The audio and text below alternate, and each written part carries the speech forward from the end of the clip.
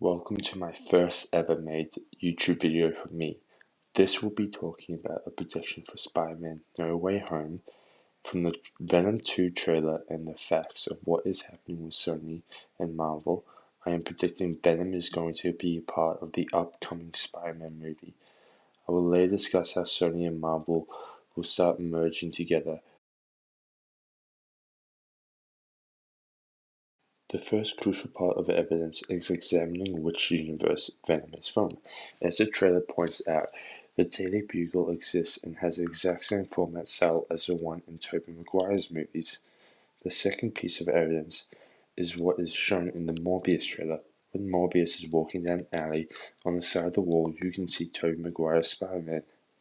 This evidence points to that Spider-Man exists within the same universe as Venom, and it is Tobey Maguire's Spider-Man. However, there is a snag in this theory, which is that Venom died in Tobey Maguire's last movie. However, there can always be more than one Venom in the same universe. They are all symbiotes and have different names. The Venom in Tobey Maguire's Spider-Man is consumed by hate towards Spider-Man and only wanted to kill Spider-Man. In Venom, the movie, he kills criminals and has a different attitude towards people. They both have different origins, and they both take on different forms. One is more like Spider-Man and the other is more like Hulk. So their differences, I would say, could create a possibility for multiple Venoms to exist in the same universe. Furthermore, if Venom exists in Tobey Maguire's universe, then I believe Sony would try to add him in the movie. This is because of two reasons. The first is that Tobey Maguire, who played Peter Parker, aka Spider-Man, is rumored to be in the movie. Also, Alfred Molina, who played Otto Octavius, aka Doc Ock, and Kristen Dunst, who played Mary Jane, is confirmed to be a part of the movie. The second reason is just a hunch. I have no evidence to back this statement up, but I have a feeling that Sony would push for Venom to be a part of it, just because they pushed for Venom to be a part of Spider-Man 3, as shown by the following statement. The Venom 2 trailer also has a few sentences that makes it seem like Venom disappeared from that universe. And yes, I know that Venom 2 is set to be released before the new Spider-Man movie, but Marvel hasn't always released movies in the same timeline order. The best example of this is the new Black Widow movie coming out after the character has already died. It doesn't make sense to do this, so even though Venom comes out before the new Spider-Man movie, it doesn't mean he still won't be in it. So back to the evidence from the Venom trailer. Carnage says, "Welcome back, Eddie Brock. It's been a long time. Miss you so much." It just seems like a weird thing for him to say, and I know it doesn't directly point at Eddie Brock being missing, but there is another scene where he is reading up on multiple articles. This could be where he's catching back up on what he has missed since he went to another universe. Another detail is about how Venom looks in the start of the movie. He looks exhausted and horrified about what just happened. Maybe if he is in the upcoming Spider-Man movie, he is forced to kill Spider-Man to make it back home, and as he is about to kill Spider-Man, he realizes he is just a kid. This is where the moral compass kicks in for his character, and he stops to help Spider-Man fight off against the Sinister Six. Which were announced by Sony, and that they wanted to create their own cinematic universe. The first movie was going to be Kraven the Hunter, which is set to be released later this year in October, but so far there has been no new information or trailer for it. The second movie is Morbius, and that is set to be released next year, but only one trailer has come out in 2020, and there has been no new information about it. The last movie, which has no release date, no trailer, or any information about it, is Madam Web. As the old Spider-Man movies, from the rough start Sony has had in building its own universe, it feels like they would be trying to join the MCU to have a better chance at making it. The article on screen shows that Sony has made a deal with both Netflix and Disney Plus, whether they will release any Spider-Man or any other theatrical movies on it. This means movies like Morbius and Venom will be added to them. The new contract with Sony and Marvel about Spider-Man states that they will co-produce the upcoming Spider-Man film. From how Sony are handling deals with Disney and Marvel, it feels like they are trying to join the MCU. Spider-Man No Way Home and Doctor Strange's new movie, The Multiverse of Madness, and how Sony will do everything with Marvel and how everything's going to work. I will use evidence here and there. Some of it's my own ideas, some of it is evidence. It's all a bit complicated, but the first piece of evidence is Spider-Man Into the Spider-Verse and how much of a success that was for Sony and how many rewards it got. It wouldn't surprise me if Sony tried to do this again in real life.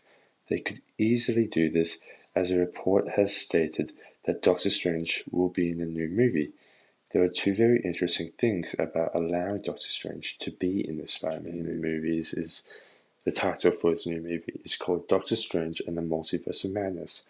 The title has multiverse in it, which obviously means the multiverse will be in the film.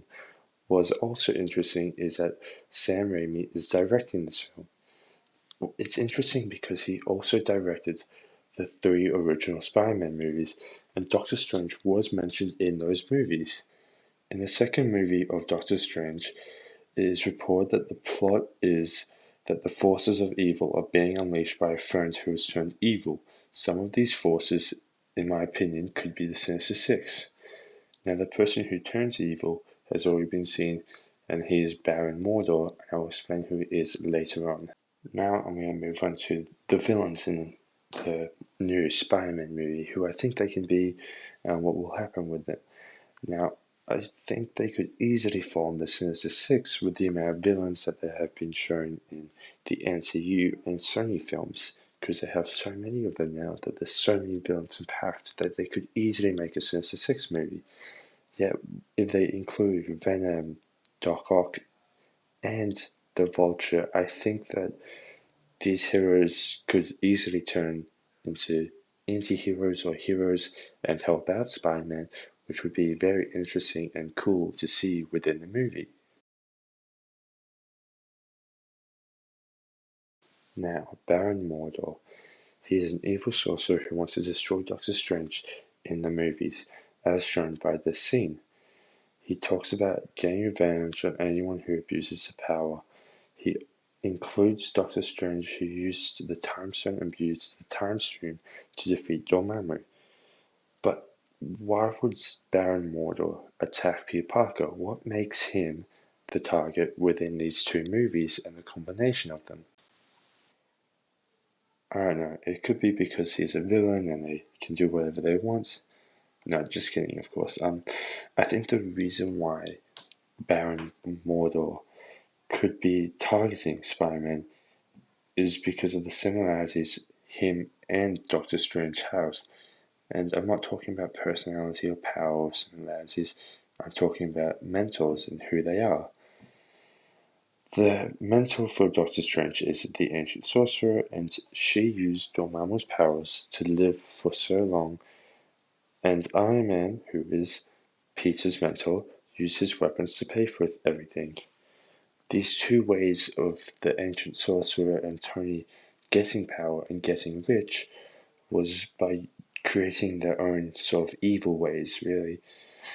All of Iron Man's weapons were used against the USA, as well as USA using them against other people. A lot of people died. And with Doctor Strange's mentor, she was using Dormammu even though it was against the rules. She was breaking the forbidden rules because she felt like she had to. But each of these people, each of these mentors chose a star pupil. For Tony Stark, it was clearly Peter Parker. This can easily be shown by the Edith glasses or the suit upgrades. And for Doctor Strange's mentor, it can easily be shown that she chose Doctor Strange by the scene in Endgame where she's talking to Hulk, or by the scene where she dies, where she's saying, "Every moment I've seen up to here," and of course, Doctor Strange is with her when she dies. And another thing is, Baron Mordo is targeting people who use their powers recklessly. Peter Parker, he's just a kid and he's still learning his abilities, so I wouldn't say he's extremely reckless, but he is reckless in how he does things and how many chances he takes. And from this, I think I can see where the personal vendetta comes. he will kill a kid to show Doctor Strange about who he is and what point he's trying to make. And this will be a major role on the Doctor Strange. As explained before, there are three characters who could become a hero within the story. These were the Vulture, Doc Ock, and Venom. But how they could start out evil first? It's pretty simple. Baron Mordo could easily use his powers to corrupt them. But in the final fight, each Spider-Man would have to appeal to that villain's side and bring them back into the hero side, or the anti-hero side for Venom, that is. It is also shown from how each villain has been depicted in the last three of them who abandon the team and help Spider-Man. The first is Venom, and previously mentioned his moral compass will convince him not to, and this is the same for Vulture and Doc Ock, and it can be easily shown where Doc Ock saves the entire city by sacrificing himself, and where Vulture covers for Spider-Man when Scorpion asks about who his identity is. They could easily do this with Spider-Gwen, and I think they would have a much better chance at creating this with Spider-Gwen compared to Madame Web, because more people would be interested in seeing Spider-Gwen only because of the Spider-Verse movie, in my opinion. Stranger's movie, it could start with Spider-Man and the foes he's facing, and as he's losing and about to die, the movie ends. This would be a good cliffhanger, because everyone would want to see what would happen in the next movie with Doctor Strange, and that would be where Doctor Strange is going through the timeline, recruiting other Spider people to help stop the Sinister Six, and who has unleashed them, which is Baron Mordo, as previously mentioned. They also want to create their own Spider-Verse movie, mainly because of the huge success and the renewed rewards that came from the animated one. If they could do a live-action Spider-Verse, it could create a universe for Sony to exist within the MCU and profit off that as a six, and there would be their own group within that team, which I think would be really cool to see the Sinister Six fight off against some of the Spy people and Venom and all that. It would be really amazing, and I think it'd be a cool thing for Sony and Marvel to do. Sony has done so far, but yep, so just let me know.